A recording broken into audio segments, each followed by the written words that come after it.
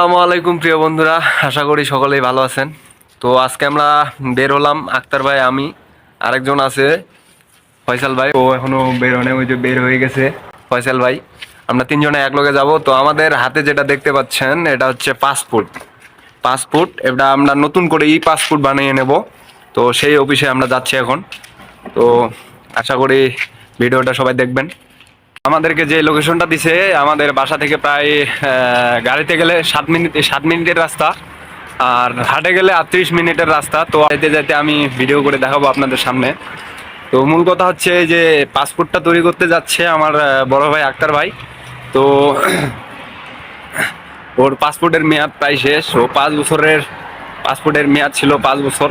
তো 5 বছর অলরেডি কাটা ফেলছে, পাসপোর্টের মেয়াদ এখন শেষ। ও আবার নতুন করে পাসপোর্ট করে নিবে। তো তার জন্য সেই অফিসে যাচ্ছি আমরা, সব কিছু তুলে ধরবো।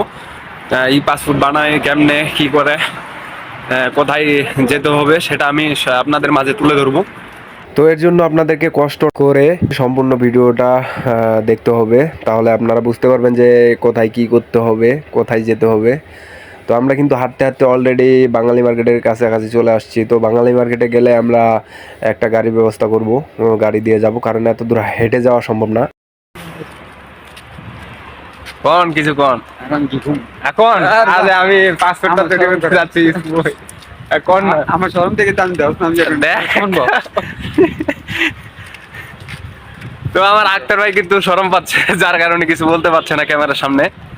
তো আক্তার ভাই আসলে অনেক খুশি আজকে, কারণ ও নতুন করে পাসপোর্ট তৈরি করতেছে, পাসপোর্ট তৈরি করতে যাচ্ছে। তো আমার ফয়সাল ভাই কিছু বলতে চাই ক্যামেরার সামনে। আসসালামু আলাইকুম, কেমন আছেন প্রিয় ফেসবুক দেশবাসী? সবাইকে জানাই আন্তরিক অভিনন্দন ও শুভেচ্ছা। পর সংবাদ, আমার এক ভাই কুমিল্লা চাঁদপুর বাড়ি, উনার পাসপোর্টের মেয়াদ চলে গেছে, প্রায় এখনো রয়ে গেছে কিছুদিন, 25 সাল পর্যন্ত আছে। তো উনি চাচ্ছে এমআরপি বাদ দিয়ে, উনি তো ডিজিটালের লোক, ডিজিটাল স্মার্ট কার্ড নিতে চায়। এই জন্য উনি এখন পাসপোর্ট করবে, বুঝছেন, করবে। আর সবাই দোয়া করবেন আমাদের জন্য। ওকে, আল্লাহ হাফেজ। ফাইনালি কিন্তু বাঙালি মার্কেটে এসে পড়লাম। তো আমরা এখন রাস্তা পার হবো। রাস্তা পার হওয়ার আগে আমি আপনাদেরকে দেখাচ্ছি যে এই পাশে যে বিল্ডিংটা দেখতে পাচ্ছেন, ওই যে গেট, এটা ছিল প্রথম পাসপোর্ট অফিস, পাসপোর্ট যাওয়াজাত বলে। তো এইখানে কিন্তু আগে ছিল পাসপোর্ট অফিস, এখন সেটা অন্য জায়গায় নিয়ে গেছে। তো ভিডিওর মাধ্যমে আমি আপনাদেরকে দেখাই দিব যে পাসপোর্ট যাওয়াজাত কোথায়। তো মূলত লোকেশনটা ছিল হচ্ছে হাইপার পান্ডা। তো আমরা লোকেশনটা ড্রাইভারকে দিয়ে দিলাম। ড্রাইভারকে দেওয়ার পর আমরা ভাড়া চুক্তি করে নিলাম। ভাড়া অলরেডি হয়ে গেছে, তো এই জন্য আমরা গাড়িতে উঠে বসতেছি। আক্তার ভাই বসলো সামনে, আর আমরা ফয়সাল ভাই আর আমি পিছনে বসছি। আরেকটা বিষয় আপনাদেরকে জানিয়ে দিই, এটা হচ্ছে আমরা যে বর্তমানে অবস্থান করতেছি, এটা হচ্ছে সৌদি আরবের আল কাসেম বুরাইদা বাঙালি বাজার। আর এই আল কাসেমের মধ্যে কোথায় সেই পাসপোর্ট অফিস, সেটা আপনাদেরকে দেখাবো। সেটা হচ্ছে হাইপার পান্ডায়। তো গাড়ি চলতেছে, যাওয়ার পথে আবার একটা ইশারার মধ্যে আবার কিছুক্ষণ ব্রেক করে থাকবো। সৌদি আরবের নিয়ম কিন্তু খুব কড়া, যার জন্য দেখেন জায়গায় জায়গায় ইশারা রাখছে।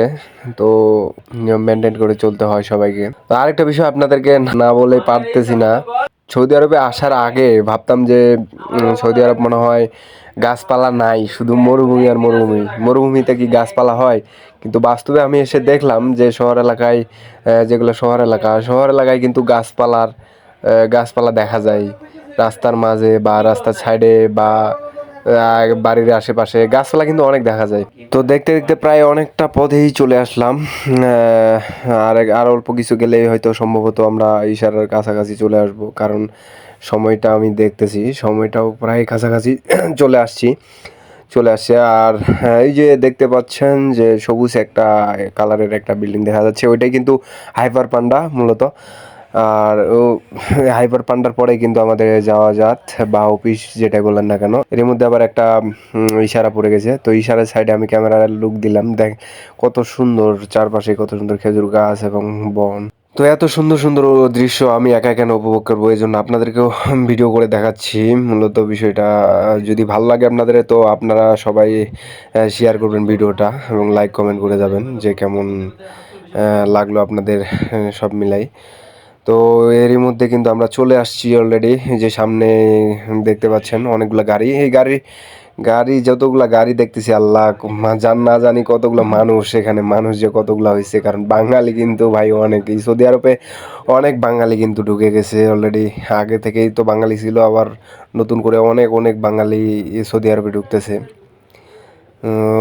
এইটাই ছিল মূলত পাসপোর্টের বিষয়, যে আমরা এখন এখানে নামবো, নামে গাড়ি থেকে নামবো, নামার পরে ভিতরে ঢুকবো। আক্তার ভাই নামে গেছে, আমিও নামছি, নামার পরে ভিতরে ঢুকবো, ঢুকে দেখবো কি অবস্থা না অবস্থা। তো অলরেডি আমি কিন্তু ভিতরে ঢুকেই পড়ছি। ঢুকের পর যা দেখলাম ভাই, আমি আর আপনাদেরকে ক্যামেরার সামনে ক্যামেরায় দেখাইতে পারলাম না। আমি খুবই দুঃখিত যে আপনাদেরকে আর ভিডিও করে দেখাইতে পারলাম না, কারণ ভিতরে ভিডিও করা অ্যালাউ ছিল না, যার কারণে ভিডিও করতে পারি না। তো সুস্থ থাকবেন, ভালো থাকবেন সবাই, আল্লাহ হাফেজ।